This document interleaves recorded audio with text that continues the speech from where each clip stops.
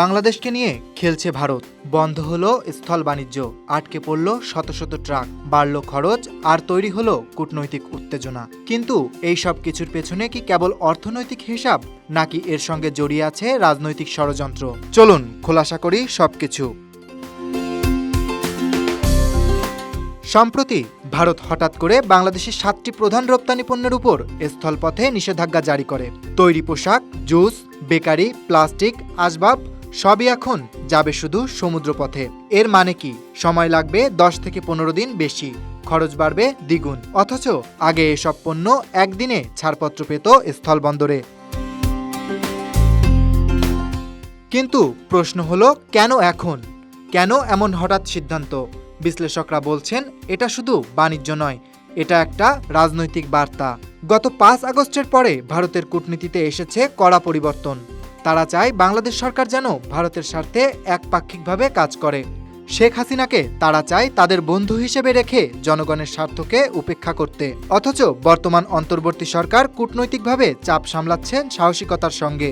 ভারত হয়তো ভেবেছিল বাংলাদেশ নরম হবে, মাথা নিচু করবে, কিন্তু বাস্তবতা সম্পূর্ণ ভিন্ন। ভারত যদি ভাবে নিষেধাজ্ঞা দিয়ে বাংলাদেশকে চাপে ফেলবে, তাহলে সেটা ভুল হিসাব। বাংলাদেশ ভারতের 7ম শীর্ষ রপ্তানি বাজার, যেখানে তৈরি পোশাকেই রপ্তানি হয়েছে প্রায় $54 কোটি। কিন্তু ভারত যে পরিমাণ পণ্য বাংলাদেশে রপ্তানি করে তা প্রায় $900 কোটি মতো, বাংলাদেশের চেয়ে কয়েক গুণ বেশি। তাহলে কে বেশি ক্ষতিগ্রস্ত হবে? ভারতীয় ব্যবসায়ীরাই। বাণিজ্য উপদেষ্টা শেখ বশিরউদ্দিন যেমন বলেছেন, এই নিষেধাজ্ঞায় ভারতের আঘাত বেশি। ভারতের 7 সিস্টার্স রাজ্যগুলোর সঙ্গে সরাসরি যোগাযোগ সহজ বাংলাদেশের স্থলপথ দিয়েই। তাই বাংলাদেশের প্রক্রিয়াজাত খাবার, প্যাকেটজাত পণ্য এবং হোম টেক্সটাইল সেখানকার বাজার দখল করে ফেলছিল। এখন ভারতের এই নিষেধাজ্ঞা মূলত তাদের নিজস্ব জনগণের কষ্ট ডেকে আনছে। বিপাকে পড়েছে ভারতের ব্যবসায়ীরা, ক্ষতিগ্রস্ত হচ্ছে দুই দেশের মধ্যে আঞ্চলিক সংযোগ ব্যবস্থা। বাংলাদেশ নিজস্ব স্থলবন্দরে সুতা আমদানিতে কিছুদিন আগে নিষেধাজ্ঞা দিয়েছিল। ভারতের এই প্রতিক্রিয়া যেন একটি চোখের বদলে চোখ কূটনীতি। কিন্তু এমন আচরণ ভবিষ্যতের জন্য ক্ষতিকর। দুই দেশের মানুষ, ব্যবসা আর আঞ্চলিক স্থিতিশীলতা সবই ক্ষতিগ্রস্ত হবে।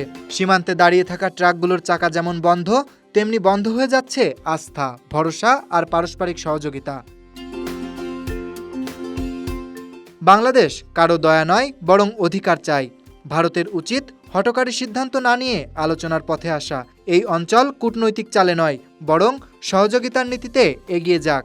বাংলাদেশ প্রস্তুত, শান্তি ও স্বার্থ দুটো রক্ষা করেই। Dhaka express, news desk.